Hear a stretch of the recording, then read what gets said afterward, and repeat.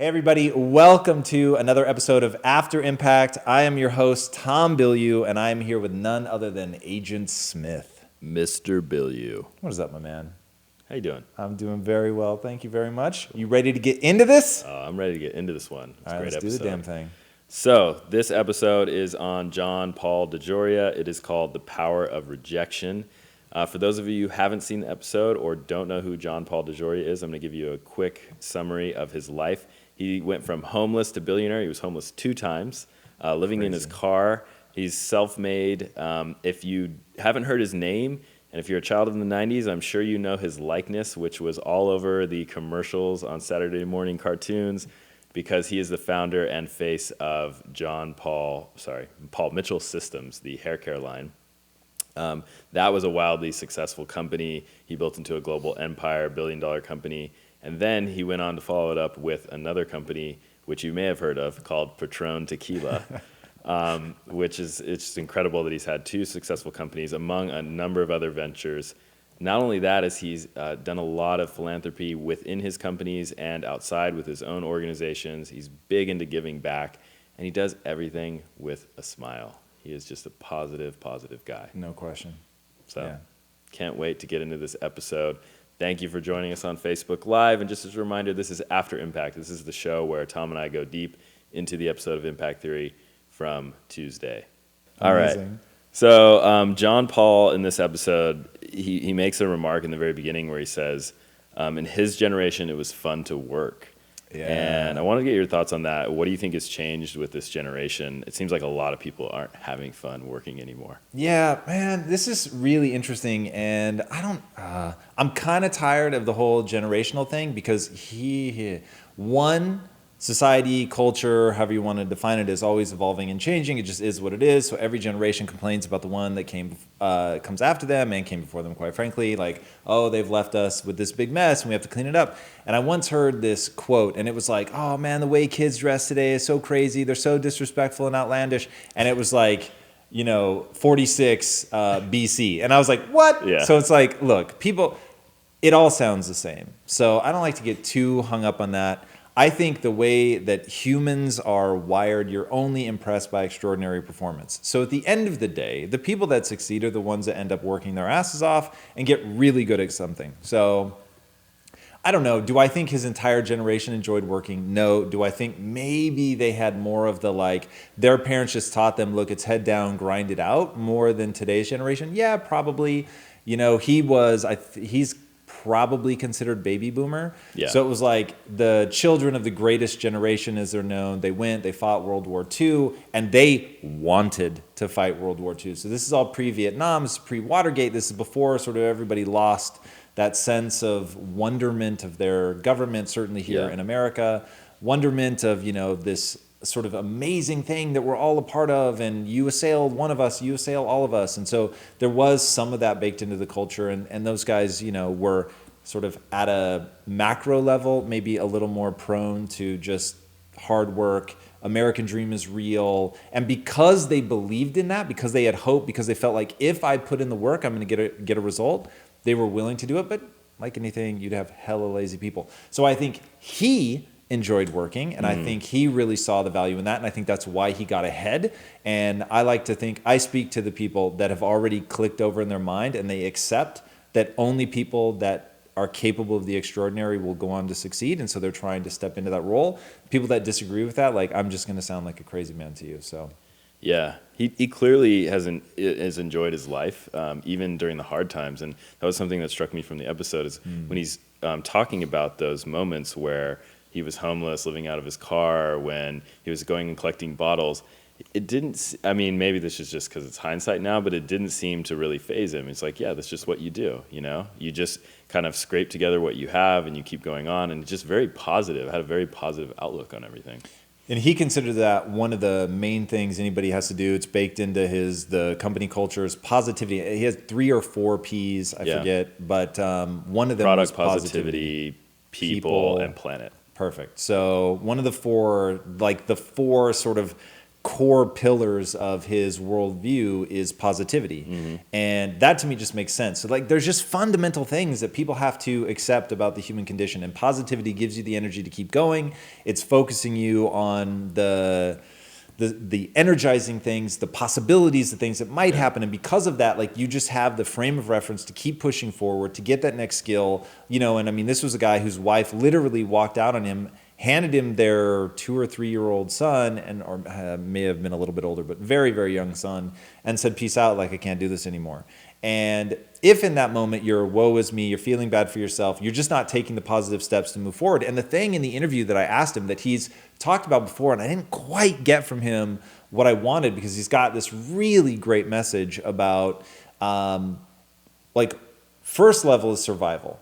But then there are like all these levels beyond it. And it's like as you get to survival, then you need to get to the next level and the next until you're like thriving and doing, you know, all this amazing stuff. And to me, that is the power of John Paul DeJoria, is he doesn't like get to surviving and then stop. He doesn't get to thriving and then stop. He gets to not only thriving, not only doing amazing things to give back, but then building the next empire and the next empire, and just like constantly trying to have as much positive impact on the world as he can. And I really think that all stems from positivity. It stems from the belief that no matter where you are, there's more that you can achieve. No matter how much good you've done, there's more that you can do. No matter how much fun you can have more fun. It's just like there's this cycle of like how far can we push it, and it becomes a very virtuous cycle. Yeah. And so I just think that's one of those things. I'm not saying you can't succeed by being a negative curmudgeon, but dude, you want to talk about 10xing the level of difficulty, like focus on negative shit. Like that, you're just not going to move forward. Yeah, he says something to the effect of positive people just have an easier time getting along in life, which I thought was really interesting. And if, you know, sometimes you meet people who are just overflowing with positivity, right, and it just seems like nothing phases them. You know, my thing is, dude, look at everything from an evolutionary perspective. So if you assume that like negativity has its evolutionary place, what is that? Okay, it's probably to keep you safe. If you were like too excited to run off and go to that next hunt, then you might not be thinking about all the dangers. So, okay, I get it. I know why that exists. But then positivity, right? What is the evolutionary advantage of positivity? It's you're more likely to go on the adventure, because if you don't go on some adventures, then you're never going to get anywhere. And it's like I'm reading Homo Deus, and he talks about the monkey that basically is so timid that it never thinks that it's worth the risk to go grab that fruit. And so it starves to death and doesn't pass on its genes. And then you've got the monkey that's so positive it thinks every scenario it's going to win, and it either falls or gets eaten by a lion or whatever. So it's the one that like edges up to taking more risks than the next, but doesn't take so many risks that it ends up getting eaten. And that really stems from what's that? Isn't reckless. Right, exactly. And that really stems from positivity. You have to believe that you can do it. And I think that he has that in spades. And because of that, while he's had very difficult times, and he was homeless twice. The second time he was homeless, he was 36. So it's not like, hey, he was homeless at 14 and again at 21. Right. It's like he was late in his life the second time that he was homeless. So that really surprised me when that came up in the episode. As well. I was surprised by the age, especially because he had a kid at the time, right? Right. Talk about being down on your luck and then climbing back into it. Wow. No kidding. Starts with the belief. It does. Can everybody be positive, do you think? 100%. 100%. Here, lean in, my friends. And I just had somebody DM me in Instagram this right before. So we posted yesterday on the Impact Theory channel. I love it. It's such an awesome quote. And it was Conor McGregor, and he says, talent doesn't exist. And this is not the result of me being given something at birth. This is me being obsessed and putting in the hard work. And so the person wrote, and I could sort of feel the like annoyance in their tone. And they're like, do you really believe that talent doesn't exist? Do you really believe that we could, his examples were, could anybody become LeBron James or someone else equally, like, where we just look at them and go, oh my, we're astonished by their talent. Yeah. And I said, okay, well, this deserves a way more nuanced response than I can give you in Instagram, but the answer is sort of. And what it comes down to, the human mind is so plastic Dude, we are adaptation machines. That's what makes us great. How did we become the apex predator? We became the apex predator because we are so good at adapting to change. Like, that is the thing. Like, we're able to take a stressor, take a novel environment, take a novel idea, take a novel skill set, physical or mental, and rapidly change the structures of our brain to become good at that. So when somebody says, oh, could I ever be LeBron James? You're not necessarily ever going to be as tall as him. You're not necessarily ever going to be as strong as him. But can you get really fucking good at basketball? Yes. And look at Spud Webb. There was another guy. Oh, who was the other really short guy? Anyway, there's two guys that have been... Muggsy Bogues. Yeah. I don't know how you pulled that one out, but thank you. I'm a basketball fan. Really? Yeah. What is happening right now? Are you serious? Yeah. All right, we got to get deeper into that. All right. The amazing thing about this content, I learned new things about my wife, which is unbelievable. So that's amazing. I can't believe I didn't know that. So yes, you can become amazingly phenomenal. And the thing is, dude, to spend your time, if you sit there and say, I could never be LeBron James, guess what, motherfucker? You are right, and you won't be LeBron James because you built that in. I so want people to get it. Jared, I so want people to get it. That just believing, even if you're absurd, even if you're ridiculous, if you set out to be LeBron James, maybe you don't have the physical gifts, and maybe you never get all the way there, and maybe you just become a guy that plays on an NBA team, right? Nobody ever remembers your name, but you were a professional basketball player. You were one of the greatest players ever. If you take the population of people that ever start playing basketball and then you, as the person that made that NBA team, you're in 0.00001% of people that have ever touched a basketball. But there are some people, Jared, there are some people that in that moment go, see, I told you can never be LeBron James. Right. That's so absurd. Yeah. Like, I have the chills. How does that help you? Like, that is so crazy. And I know that there are people, they would feel righteous indignation to be like, I knew it. I knew you could never become LeBron James. And it's like, but you can't see that this guy plays professional basketball. Like, that's so nuts. Yeah. And so, look, maybe you can never become John Paul DeJoria. Maybe you can never be as positive as him. Fine. But could you become so much better than the next person, that there is just a chasm of success, however you define it, between you and everybody else? Yes, because you get what you focus on. Yeah. So love it. Anyway, I could derail on that. I mean, and we've had guests talk about that too. It's like, especially with athletes where they weren't the most physical or they didn't have like the natural athleticism. I mean, Michael Strahan. Right. Terrell Owens. Right. Even Michael Phelps talks about that. He wasn't destined to be the greatest swimmer of all time, but he put in the work, and he always says, if it were easy, then everybody would do it. And that's how I got here, is I just worked forever, every day. He didn't miss a single day of training in 5 years. Think about that. Think about being sick. And swimming, as a swimmer, that is a tedious, monotonous sport. Right. And it's so brutally painful. Yeah. I've done few things that I was like, whoa, that is exhausting. Yeah. Like, you can put yourself into like lactic acid spasms in a single lap of a pool. It's crazy. Yeah. We got to get him on the show. That would be amazing. I would do it in a heartbeat. But can he smoke a bowl while he's on the show? Like, that controversy just made me laugh. I don't understand. And I hate weed, but I just...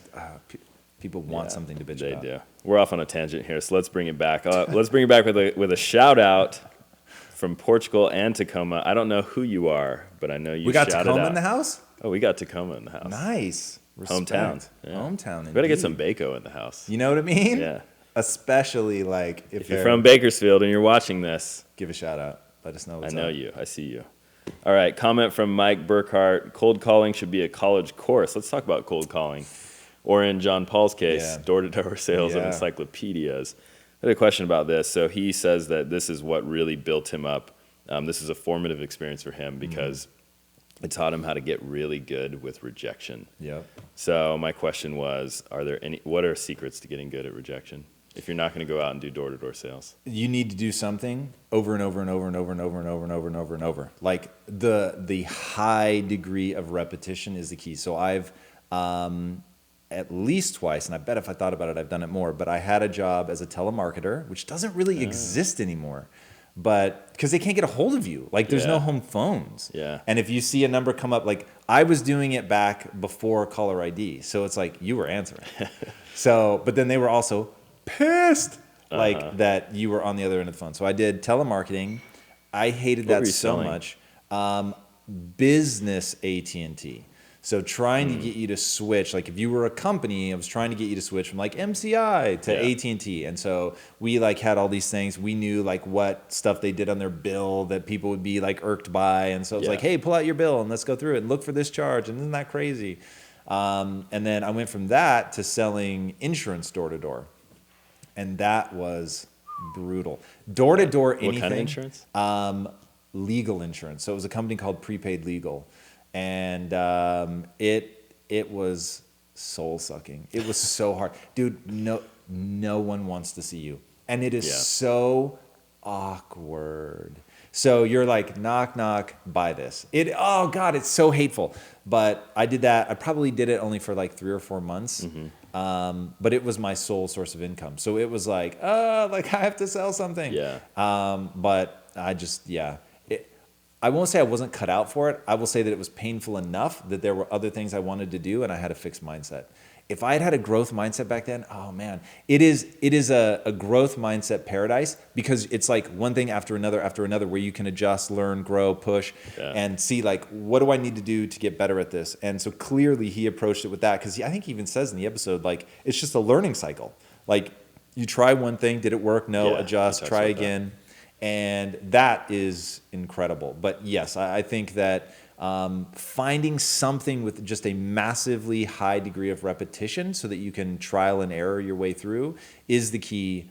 And getting over your fear of rejection is pretty crucial. And I would encourage people to do, like, if you suck at public speaking, to do like Toastmasters, something where you can get out there. Did you ever do that? I almost, like, I had, still to this day, I have an alarm that goes off on my phone reminding me about one of the Toastmasters groups. I was about to do it, and then I started doing Inside Quest, and so every week I was getting a chance to like be in front of people and speak. Your Toastmasters was the cafeteria, right? Yeah, but this was like, so I did that all the time as a kid, and then had whatever, a 15-year dry spell where I did only speaking in like boardrooms and stuff like that, which is very, very different. And wanted that like chance where it's like you were giving a presentation, which was way more anxiety inducing for me. And it's funny, in high school, it did not trigger anxiety. It made me a little bit nervous, but it didn't trigger anxiety. I think because I was too young and naive to realize sort of how far out there you are. Yeah. And then once my prefrontal cortex fully developed and I realized what was at stake, it was like, okay, wait, now I'm super fucking anxious. So, but yeah, that's one way.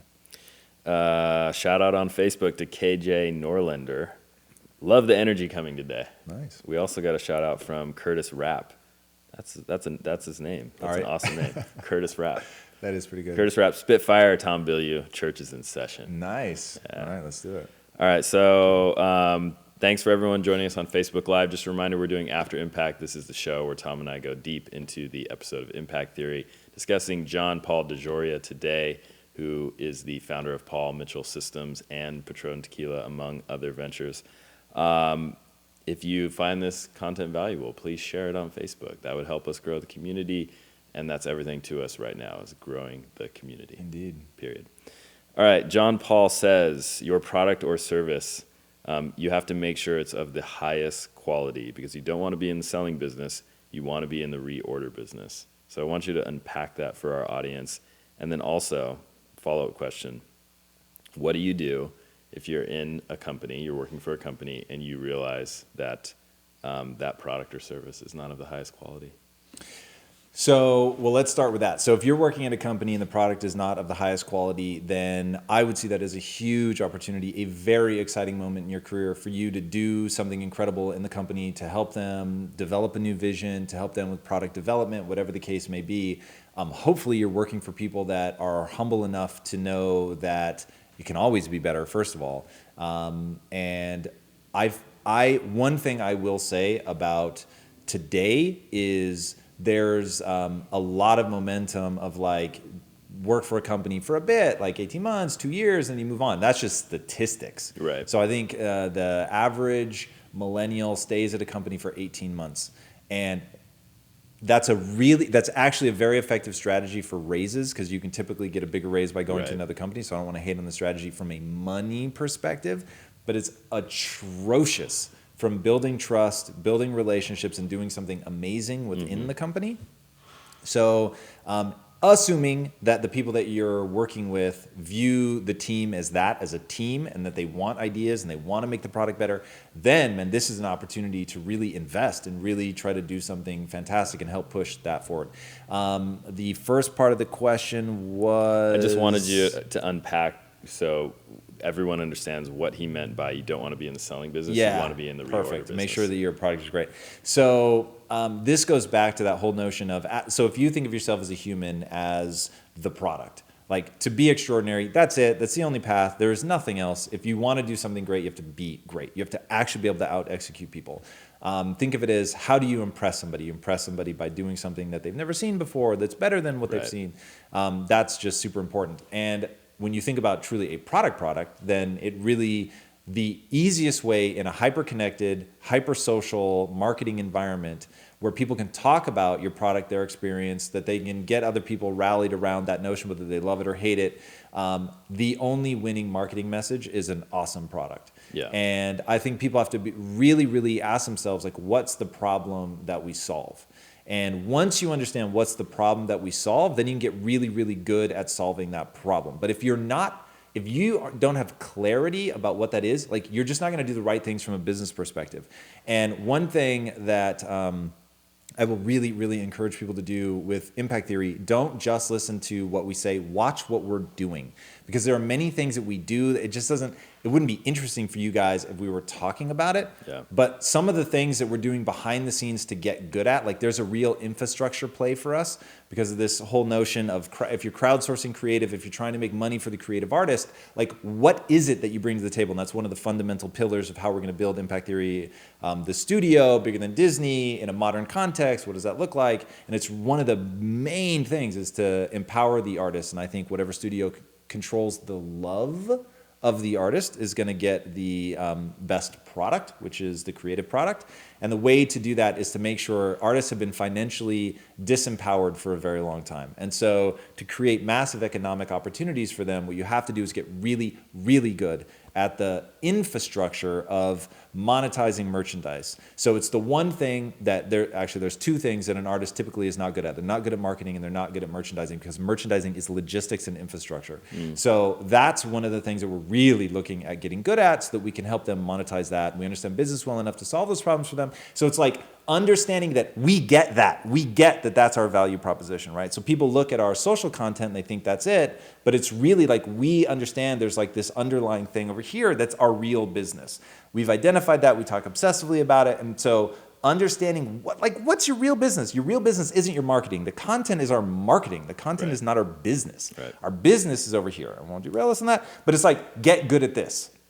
Okay? If you get good at this, if you're extraordinary over here, if you put an insane amount of time and energy into this, and I have another thought, I want to keep derailing, but if you get really good at this, then like, you really don't have to sell. You only have to make sure that people know it exists. Like, once this exists, that thing that you've built for people, then you've got something. There you have it. Make your product extraordinary, whether that's yourself or an actual product in your business. Yes. Can I say one more thing? Yeah. I'm just so interested in this. Will you please read Homo Deus right now? I want to talk to you about it. All right. Like, I know you and I would have a lot of fun talking about this book, and like maybe we even do a special episode or something. Like, this book has captured my imagination in ways that I can't tell you. Okay, so here's what's fascinating about this book. I know. This has nothing to do with the episode. We're going to have to do a separate impact books on this. We're going to have to. Yeah. Because, reading the book, super random. Reading the book, it really shows me, if you stop and just think deeply about a topic, it will change the course of your life the way that a rock can change the course of a river's life. Like, it is when you see what he's doing, like this isn't a researcher going in and dissecting, like this is the state of the science. This is a guy who's looking back at the way humanity acts, humanity, okay? The human animal in a collective. How does it act? What drives its behavior? What are all these things that cause cultures and societies to move? Because they do move. And I thought, this is literally just him in like a bedroom somewhere thinking about shit. It is so well articulated, all the connections, and taking this fascinating macro view. If people start taking that macro view of like their own life, what product they're working on, what they're trying to accomplish, which actually JP does an amazing job of, like that's when you get really extraordinary. And if you listen to the way that he talks about business at a macro level, like to don't be in the sales game, be in the reorder game, the way you need to treat your people, like all of that stuff, it's him like conceptualizing it at a macro level. Yeah. And he's just thought long and really hard and really deeply about how things interconnect and the truth that underlies things. Like you're in the people business. If you're in business, let me tell you right now, the real game you're playing is psychology, period. That's it. That's the game. And until you understand that, and psychology of the customer, psychology of the employee, psychology of yourself, getting control of your own emotions, that's the game. Think deeply about shit. Think deeply. Stop. It reminds me of the Nerdwriter episode, which if you haven't seen, it's kind of a sleeper episode. I didn't listen to it for a while because I actually wasn't there, I think, when we filmed that. And when I finally listened to it, I thought it was amazing. And when he talks about how to construct a worldview, like you have to create that foundation, and then that's what you use to test everything incoming against. And then you pull pieces out and change it and keep building it. Clearly JP has done that, right? No question. He has his worldview in And place. you're right about the Nerdwriter. His mind he has a beautiful mind. Yes. No two ways about Indeed. We have an awesome question here from Laura Dufresne. Laura Dufresne in the house. As always, by the way. Yeah, Welcome. she's always Lovely in the to have you. comments. Love that. Fantastic episode. I'm loving the growth mindset theme of accepting failure as part of life that is popping up in so many episodes. How can we harden ourselves to failure, especially when it's visible to others? How do we maintain credibility while failing and learning? Take a long view. Like, this is one of my mantras. Never, ever, ever, ever, ever, under any circumstance, view yourself through the lens of a moment. So if you think that today is the part of your life that's after the equal sign in a math equation, like my past plus yesterday equals today, it's like that just isn't it. You are in the middle of an equation. You're in the middle of a journey. Like, I actually hate that word journey. It sounds so cheesy. But you're in the middle of something. Yeah. And so if you believe that you are the end result and that like, and I think this is how people view their lives. Prior to say 18, 19, I was growing and making mistakes and learning was okay. And post that, I'm a product. Post that, I'm done. I'm a finished good. First of all, let's talk about the fact that the brain doesn't even stop developing until you're 25. In my case, maybe a little bit later. And that's when the real game begins. And then if we accept that we are adaptation machines, that myelination and brain change is real, the brain has a high degree of plasticity, like that the name of the game is the evolution of the person, that's happening through experiences intellectually, physically, and emotionally every day, then it's like, okay, now I'm today's failure is a learning opportunity. I don't care. Because here's the thing. If you're asking me how to get people to stop from judging you, you can't.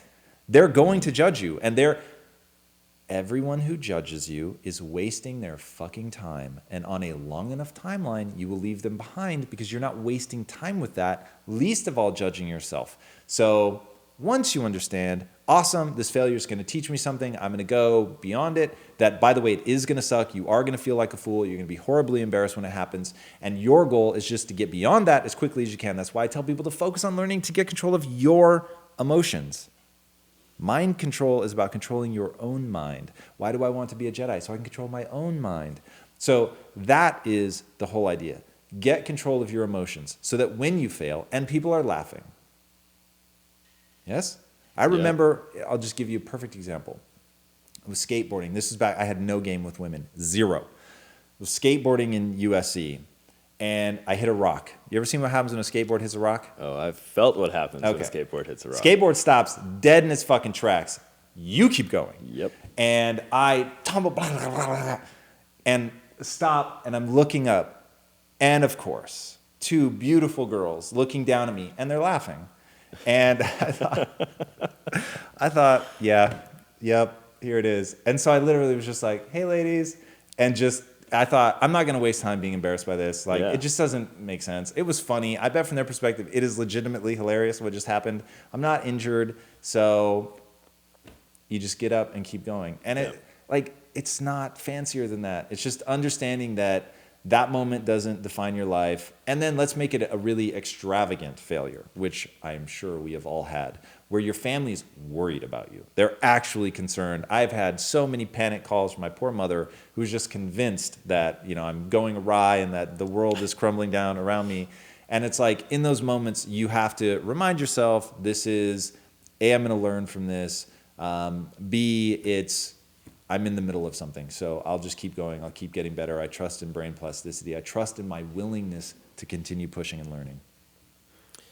Yeah, and if you believe that failure will ultimately lead to success, which it will, over time, people may be laughing at you, but then over time they're going to just be impressed by you because you're going to win. Or they may hate on you forever, and that's why I say be motivated by beauty and rage. And there's just no two ways about it. The people that want me to fail, what a gift. Yeah. What a gift.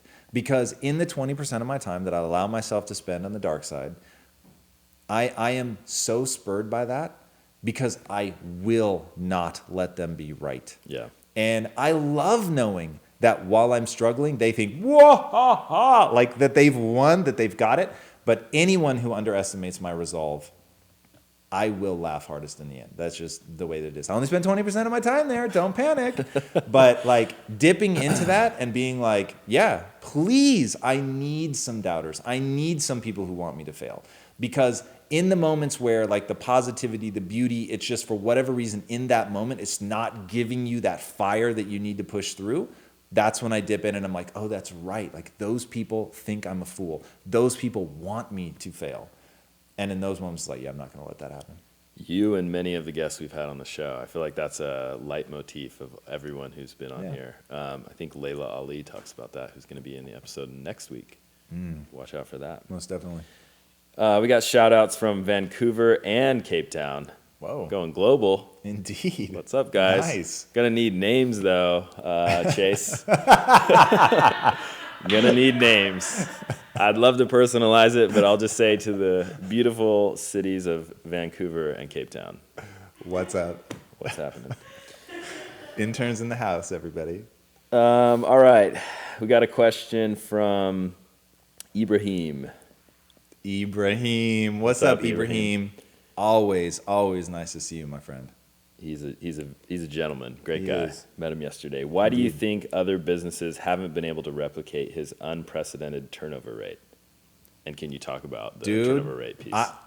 Okay, so the guy is lost, and he's pretty careful to say at John Paul Mitchell Systems, I think. It's either John Paul. I think it's John Paul. It must be because it was over like an absurd 30 years or something. So I'm sure in maybe some of his other businesses, maybe where he's not involved, it may be worse. But at John Paul Mitchell Systems, they've had turnover of less than 70 people in 35 years. Yeah, that's crazy. I'm not man enough. Like I just, wow, that is so impressive.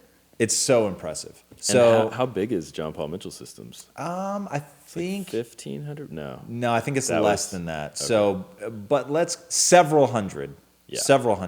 So over 35 years, that's just nuts. That means that people are essentially working their entire career there. I mean, that in today's age, like that's crazy. So I will postulate, but because I do not have as good of a ratio, like honestly, I have no fucking idea. Like, so here's my gut instinct. You are working in a business that is even keel growth, so that, because dude, high growth is stressful as shit, and you're gonna like it's so like topsy-turvy, and you're just growing so rapidly. So he's got to have time to hire really, really well. There can't ever be a time where you're like a little unsure, but you hire somebody because you need somebody. Okay, I've made a lot of mistakes there. Because the growth isn't so crazy, it's like people know what to expect. It's like a nice, calm work environment. He really, really cares about people, Yeah. and he's able to put into the systems of the company that. And so that was a hard lesson that I learned at Quest, is when you're growing at any time, you are what you write down. Unless you're good at knowing how to create systems that make people feel cared for, that let people know you actually give a shit. Like, it is so easy right now, I like to think, for you guys to know how much I actually care because you're right next to me all day. So it's easy to see like my actions, to see how I treat you as people as much as employees or teammates. When you get bigger, that gets really, really hard. So it becomes only what you write down. And so getting really good at that, making sure that your HR team is not the typical HR team. Because here's how people think of HR. HR is meant to protect the company from the employee. That is so dangerous. Like, fundamentally, the biggest piece of advice that I will give anybody out there starting a company, HR should be there to make sure that the employees feel good, that they feel that they have a path to fulfillment within the company. Fulfillment. And that, when you lead with that from an HR perspective, you've really got a shot. When you lead with, I don't want the company to be sued, you are fucked. I promise you. Like, you're in such danger, because it makes people feel like this. And if the game we're playing is psychology and you don't understand how people get when they feel that you're trying to keep them at arm's length. There's nothing worse than trying to go to HR for fulfillment or to help you with a problem, and it feels like they're not on your side. 100%. It's the worst feeling. No question. Yeah. And like, it's this really subtle thing that like creeps. Oh man, it is hard. It is hard. That entire industry, like, they're trained generation after generation that their job is to protect the company. So you get this super weird vibe where it's like they present like, hey, I'm on your side. Right. But it's much like an investor has a fiduciary responsibility to give you advice that's good for you and your money.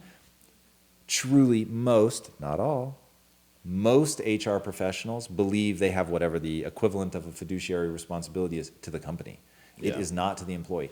And yet, that's how they project themselves. So it becomes like the employee feels like weird, like you're saying you really care about me, but like your actions and your policies don't reflect that. Right. And I am not saying that's easy. Oh, dear God, have I made mistakes in that arena? But it's like looking back on my very embarrassing, going back to embarrassing mistakes and how do you keep credibility? You keep trying. Like, you try anything and everything. And that to me is the key. And I once had an employee pull me aside and was like, I just want you to know, like, I can feel you, like, you're groping, but at least you're trying to find like a solution to, as the behemoth is getting bigger and bigger, like, how do we manage all this? So intent matters. And I think JP has awesome intent. I think I think he's a good dude. I think he's just a good dude. I think he wants good things for people. I think he likes to see other people be happy. I don't think he's ashamed of his success, which some people are. He is not ashamed of his success. He wants even more success, but he wants to do amazing things for other people. He does profit sharing. I think that's a big deal.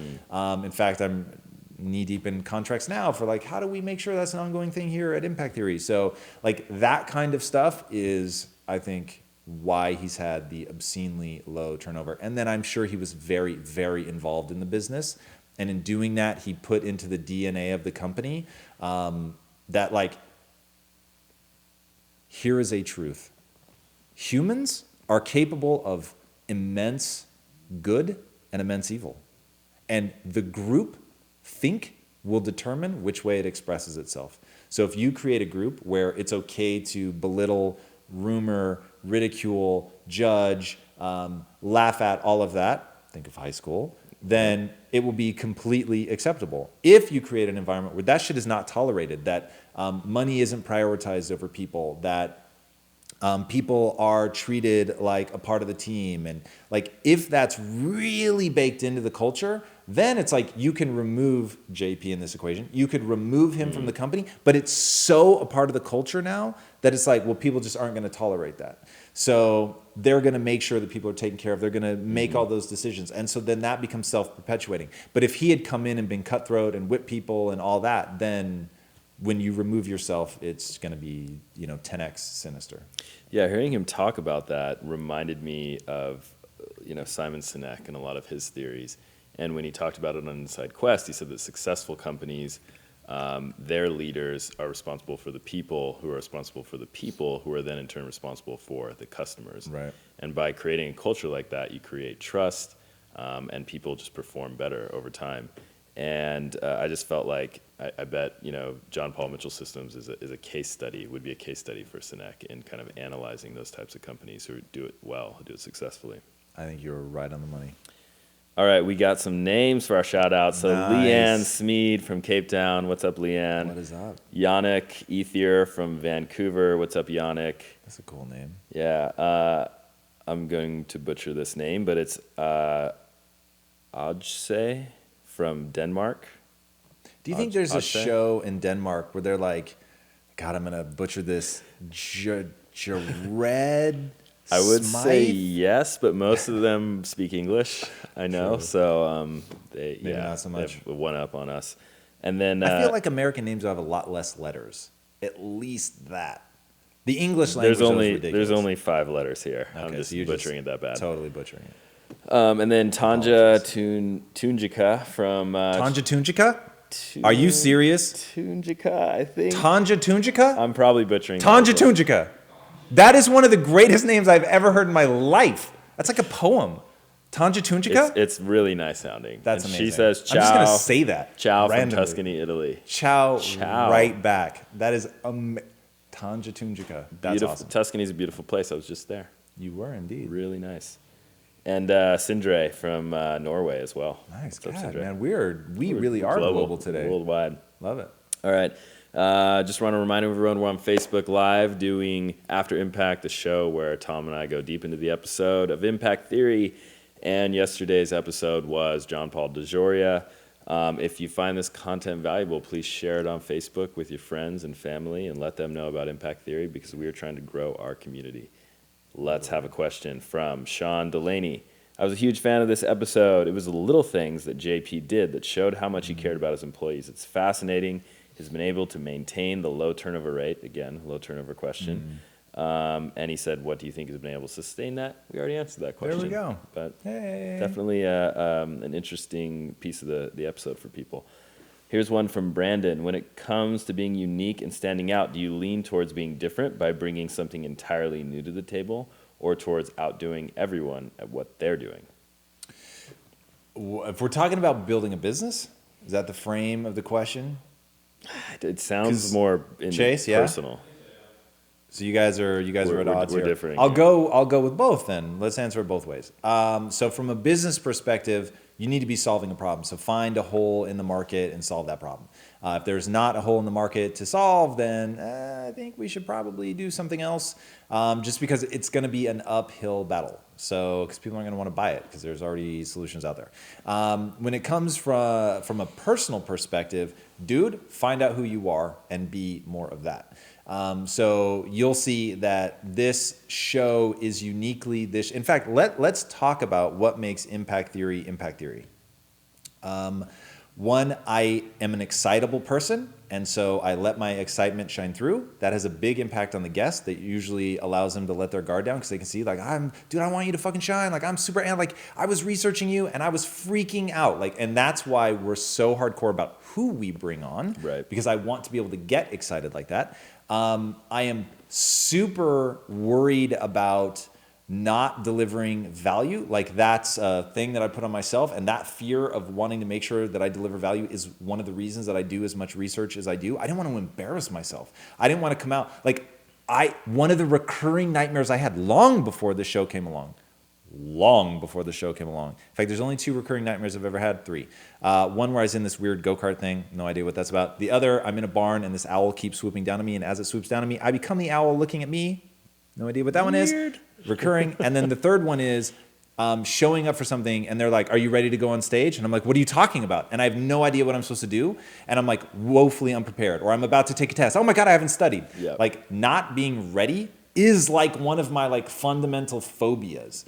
So that's why I just prepare. So you take all those things that are uniquely you And somewhere around episode 6 or 7 of Inside Quest, I realized I'm going to be me. If I find something amazing, like I'm going to just say, fuck, that's amazing. If I'm like, I don't understand at all what you're saying, I'm just going to, I don't understand that. Or if I don't know the word, I'm going to be like, can you define that for me? I was just like, don't try to look cool. Like that was my mantra. Don't try to look cool, because I think I am woefully horrible at looking cool ever in my life. So by not trying to look cool, by acknowledging the things that freak me out, by allowing myself to be excited, bringing guests on, like neuroscientists are just going to happen. Like they're going to be on my show because I'm obsessed with neuroscience.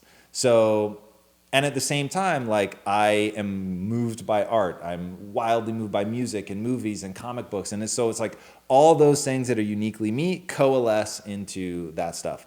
And then with every passing day, this company becomes a fingerprint of the founding team. So everyone's bringing their unique personalities. And I think the company would be fundamentally different if you removed any one person.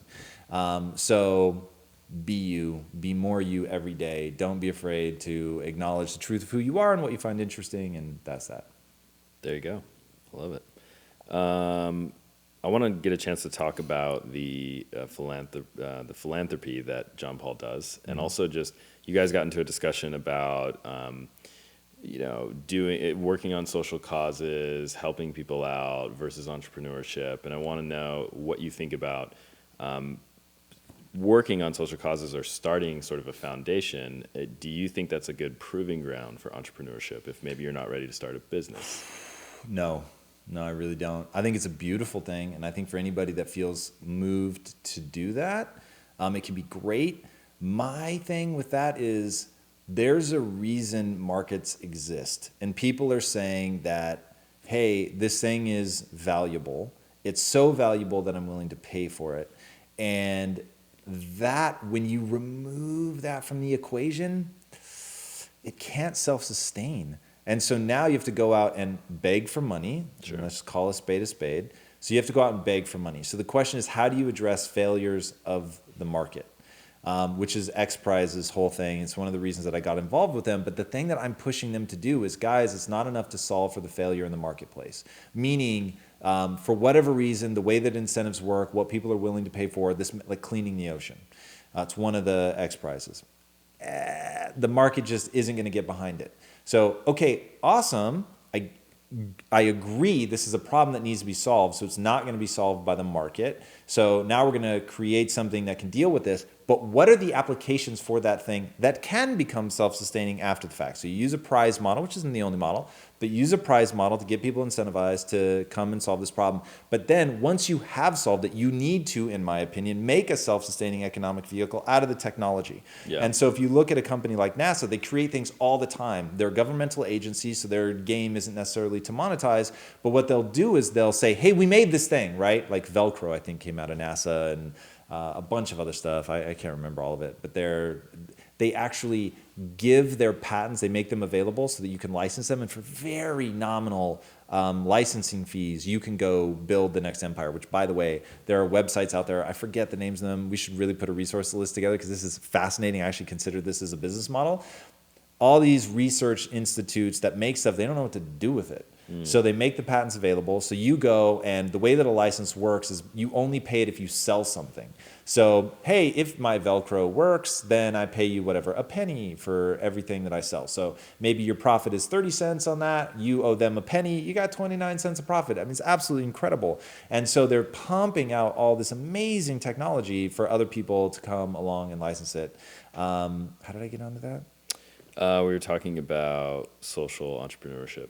Yeah, so it's not often that I totally blank. There, I was totally blanking. Yeah. So I think it all needs to come back to something that's self-sustaining. So even if it's like a NASA Velcro model, you need things to keep going. Otherwise, you're just begging for money, and there are massive, massive, massive inefficiencies in that, in the overhead and things, so that your charitable donations, a lot of times, like ungodly percentages of it are eaten up. Yeah. So I just come from the bent of find a way to make it valuable enough for people to pay for.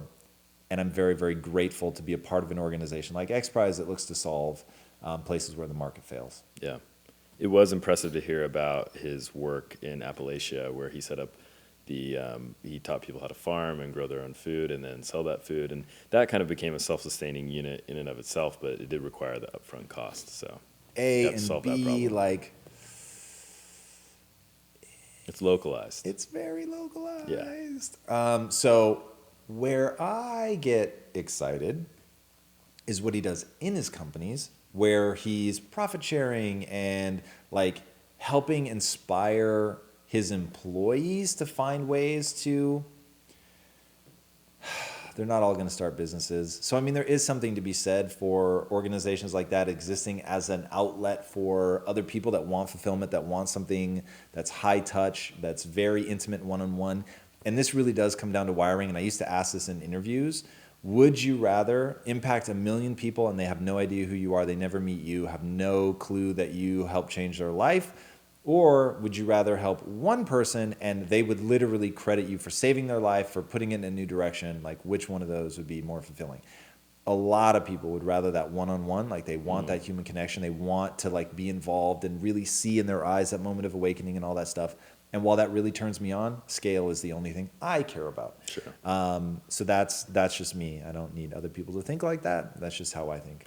One of the things I really liked that he said on this topic, though, was that don't wait for governments or someone else to solve the problem. Like, you see a need out there, it's we the people get Right. together and go do something. I love that. Yeah.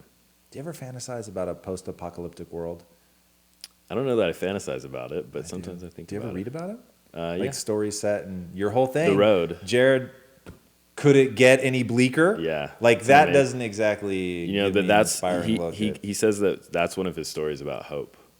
I have to read it. I saw the movie and that was not a story about hope. It's dark. It's dark. Yeah. But so as a Stephen King fan, of course I read The Stand as a kid, and that kind of made me go like, hey, that would be kind of cool. Like, it would suck. It would really suck when virtually everybody you know and love is wiped out by the mega flu. But post-apocalyptic is kind of cool. Like a start over, like what does that world look like? I'm a big fan of change as well, so I know that's just crazy. And I don't actually want a mega plague. I don't actually want a post-apocalyptic world, but it is interesting to think about. Thought experiment. Like what happens when this is all wiped out and you're at, it's kind of like having a big company and then starting small again.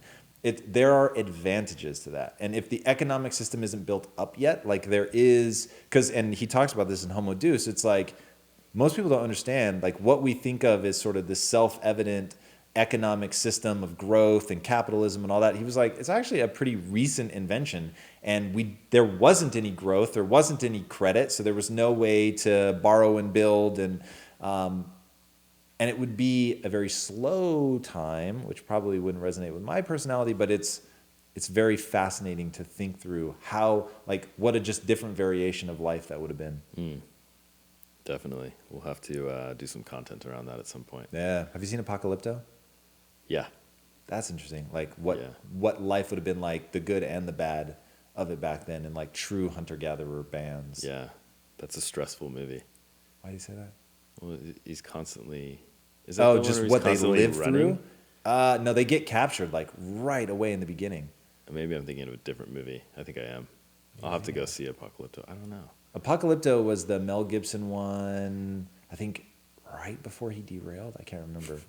And it's actually interesting to see like if he's gonna complete his comeback. Hacksaw Ridge got really, really great reviews. Yeah, it did. Which I haven't seen it yet, but I love a redemption story if he can bring himself back. But anyway, Apocalypto is like set in the Amazon, I think, jungle, and it's like a tribe, but they get snatched by the city people who need sacrifices, and so then it's all about like their journey, and I don't know, it's just really, really well done. I'll have to check it out.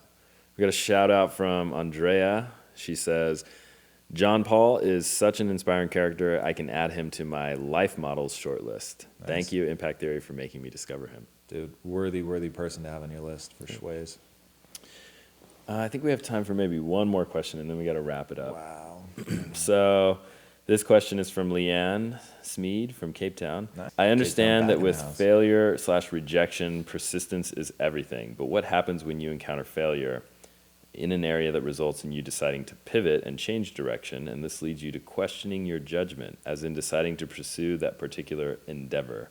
Hope that makes sense. It does, but so you get what you focus on. So if you are beating yourself up over, man, what was I thinking? Like, I'm such a poor choice. Yeah, you'll get lost in that and eaten up by that. And if on the other hand you go, dude, I'm so stoked on myself. Like, even though I made a decision that ended up in maybe a quick failure or even a prolonged failure, it's like, I'm focusing on what I can learn from that. I'm focusing on the pivot. I'm really looking at what can I take from that learning experience and apply it to the next one. So it literally comes down to the framing. One is defeating, will make you feel less, will make you lose confidence in yourself and lose all of that mojo juice that makes you feel like you can trust yourself. And my worldview, the only cardinal sin is standing still. So if you erode your own confidence and you're not willing to try something new, you're not willing to pivot and move in a new direction or go deeper, harder in the direction that you were going, that's the failure. The failure isn't like, oh, I have poor decision-making skills. Man, a lot of times it's just like you couldn't see around that next bend. Nobody could. Didn't work out. Okay, fine, so be it. What are the skills that would have allowed you to do that? Or did you find that you don't really like it? And so you should be going in this direction because it's something that's more interesting. The only thing you have to be careful of is, like, do I always do that, right? So it's like in relationships. It is the new love from a biochemical standpoint, from what we can brain scan standpoint. It looks like you're doing cocaine. Okay? Mm-hmm. So it's amazing. You're having a great time. And then that changes into long pair bonding, which doesn't look like the use of narcotics. And is way more fulfilling and sustainable and beautiful and amazing, in my opinion. But like, some people are addicted to that initial like cocaine-like love where it's like totally obsessed and like it's all you can think about. And when they're gone, like you're aching and in pain, and they just want that. And so they do that over and over and over. And at some point, people are like that in jobs. They're like that in careers. They're like that in their next passion. It's like they're only interested when it's like neurochemically interesting. Yeah. And they're not able to push through that to mastery. And so you have to be careful. Like, are you just chasing a neurochemical high, or are you actually not interested in that thing? And so it makes sense to pivot. And that is one of those nuanced things you have to get good at. Like, nobody can give it to you for you. So, but every quest for mastery goes through massive periods of boredom. Massive. I had to remind myself of that today as I was reading contracts again. And literally this morning when I paused, because I'm not done, I paused reading one contract only to go to my table and there's another fucking contract waiting for me. I was like, Contract City. Contract City. Yeah. That's a song. It deserves to be a hip hop song. And I thought, this is exactly what I tell people about, these moments of boredom right here. So I'm just going to suck it up and just keep going, reading contracts. Contracts are not fun. They are less than fun. All right, well, let's wrap it up. I'm going to try to give you 3 points, 3 takeaways from the episode that if you haven't seen it, you need to go check it out. I think these will be interesting to you and something you'll want to dive deep into as you check it out. So I think the 3 takeaways from this episode are: 1, get good at rejection. John Paul says that himself. Get really good at facing rejection and then learn from that rejection every step of the way. Number 2, make sure your product is of the highest quality, your product or your service, whether that product is yourself, which I guess it should always be yourself, but then also whether it's a real product that you're doing with your business or for someone else's business, make sure it's of the highest quality. Use it as an opportunity, if it isn't the highest quality, to make it so. And number 3, success unshared is failure. That's what John Paul says. You're only as good as the last thing you did that was great, and you have to continue to share your success with other people, your employees, help others out. It's not good enough just to make a lot of money. You got to make an impact too. Love that. Those are the 3 takeaways. Nice. So thanks for joining us on Facebook Live, and if you find this content valuable, please share it. And yeah, you want to take us out? I do. All Guys, right. Thank you so much. This is just a blast. I love answering all these questions, and am so honored by everybody that watches the main episodes. Really incredible. It is a weekly show, so if you haven't already, be sure to subscribe. And until next time, my friends, be legendary. Take care.